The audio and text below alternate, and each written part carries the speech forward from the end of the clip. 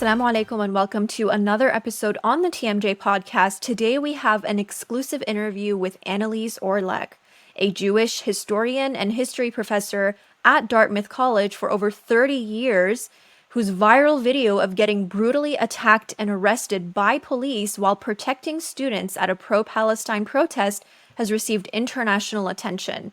Let's hear it from Professor Orleck herself. Professor Orleck, thank you so much again for being my guest today. I really appreciate your time, and I'm going to get right into it. A viral video that actually was published on a lot of national news showed you essentially getting body slammed to the ground by police at a pro-Palestine protest at Dartmouth College. And what I really want to start off with is asking you how exactly that happened, what unfolded, what was the story like for you witnessing this and having this happen to you?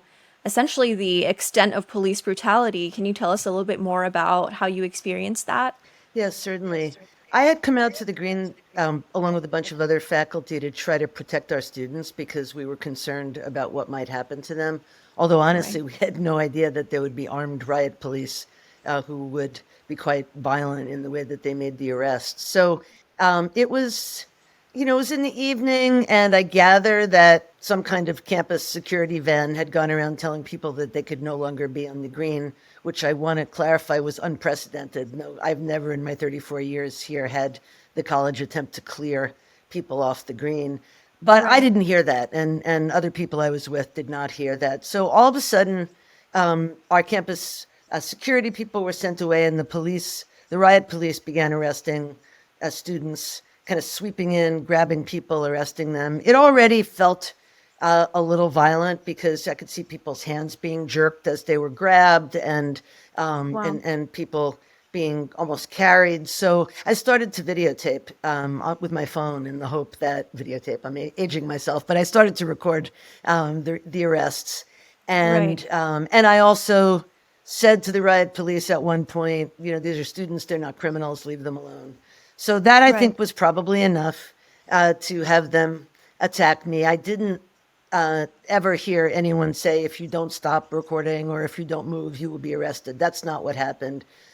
Some people came at me from behind wearing body armor and knocked me over hard enough that, I actually, my feet left the ground for a few seconds and I landed in a kind of crash at the feet of the protesters. And that's the part that nobody has seen. But then from the time that I got up and I asked for my phone back from the police and I reached for it, and then they slammed me down a second time, dragged me across the grass, kneeled on my back, zip tied me in a very painful way that caused nerve damage in my wrists.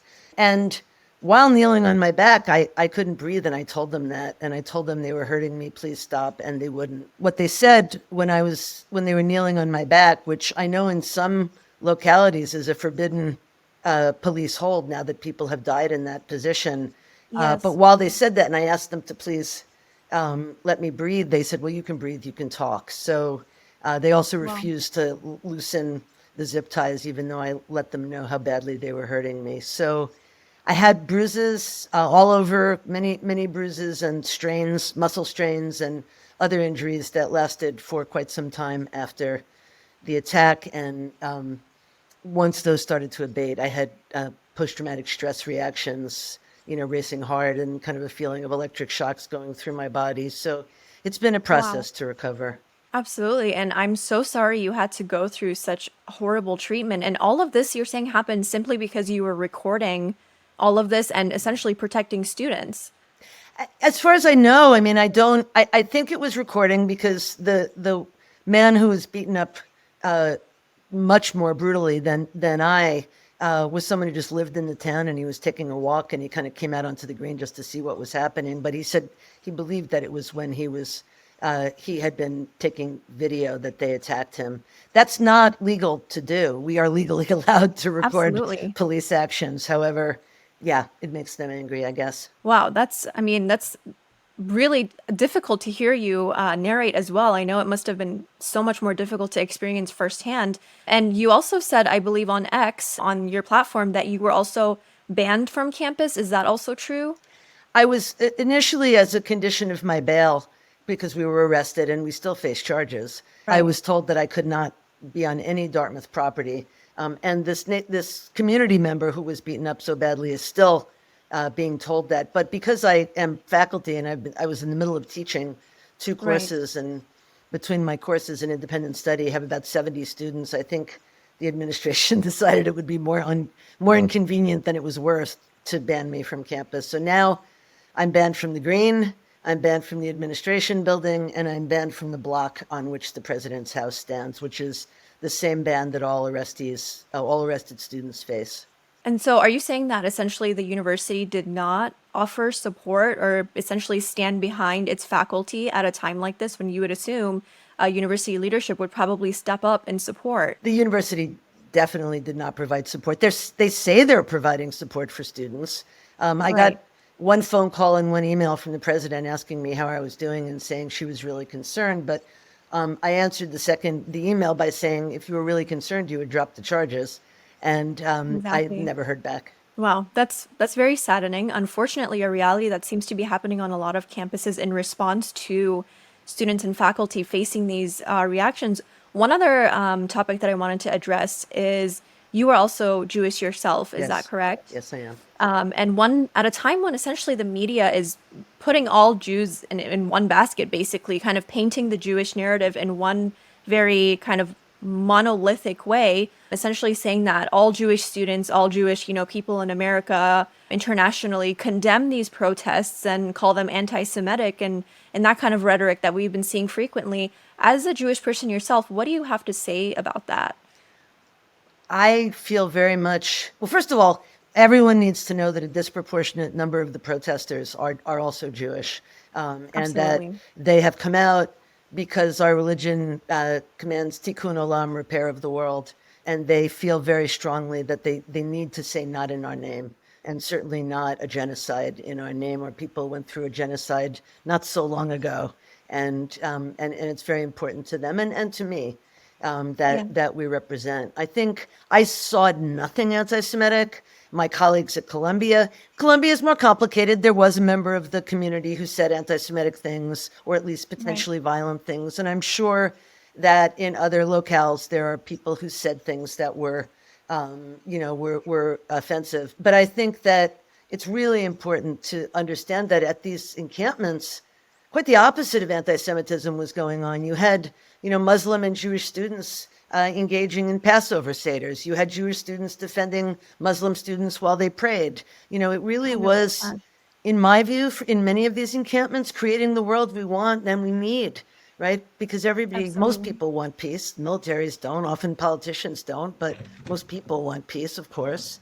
A lot of these encampments have very moving interfaith rituals, and I would like to say that ours, in the very beginning, posted a clear message that no acts of violence would be tolerated, no acts of hate speech would be tolerated, and that this was an interfaith and a peaceful encampment. When we had, in addition to Jewish and Muslim students and clergy involved, we had Buddhists and Christians. It was a completely interfaith and peaceful protest, and I saw it as nothing anti-Semitic. Absolutely. And I think it's very significant that as a Jewish person you are saying this because it almost seems as if Jewish people who do speak up about this and do say that at a time when all the different faiths are coming together to condemn what's going on, to condemn genocide, it's almost as if you as a Jewish person would probably also be hated on for making a statement like this at a time when the media is trying to paint this in a very specific direction.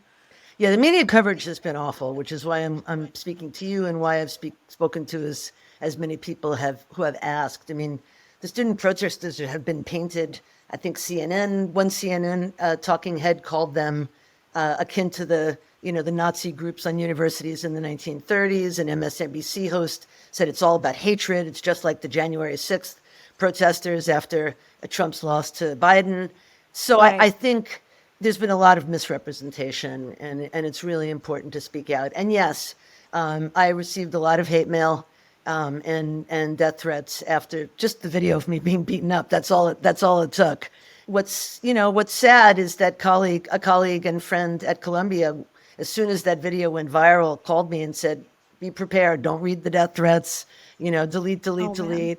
delete." But yeah, there's been a lot of pushback, and I've tried to engage in reasonable dialogue with members of the Jewish community who I disagree with and who disagree with me, but not everybody is ready to engage in that dialogue. I want to say one more thing, which is that if you look at the attack on the protesters in the protest encampment at UCLA in California, it becomes clear that this is also a strategy of the far right to paint this as anti-Semitic. So, yes, there are conservative Zionists and there are students who are Zionists who feel unsafe as a result of the pro-Palestinian protests. And I understand that. And I invite them to engage in dialogue. But, as far as the haters and the attackers and the far right, they're not in this for dialogue. They're in this for, a long-held agenda to take over higher education in this country. 100%. And I think one other point to add to what you're saying is a lot of the labels that are coming from these groups are very charged words. For example, terrorist sympathizers. A lot of students and faculty have been called terrorist sympathizers simply for essentially exercising their free speech rights, peaceful protests, and somehow that is labeled in a very violent way, whereas we're not seeing any of these sentiments really showing itself in the actual protests. And I'm pretty sure you can also, speak to that yourself, having been present yourself at these events. What can you also add to that? Yes, I mean, what I saw certainly from my students, both in October when the president sent in the police to arrest that was just two students in one tent protesting Israel's war in Gaza. What students were doing was calling for peace and calling for the college to divest from companies that make profits, making arms and selling them, to support this Israeli military incursion. These were anti-violent protests. They were anti-war protests. Right. And to kind of close this up, as a Jewish professor, someone who has taught at Dartmouth for over 30 years, what are your thoughts on where these protests are going? You have witnessed your own students on other campuses, and essentially the wave of protests that have been taking over the US. What are your thoughts on how it has been and where you think it's going on the long run? It's hard to know exactly where it's going on the long run. I mean, I think for the students, it's a deeply held moral position, and Right. and a lot of them have already sacrificed a good deal.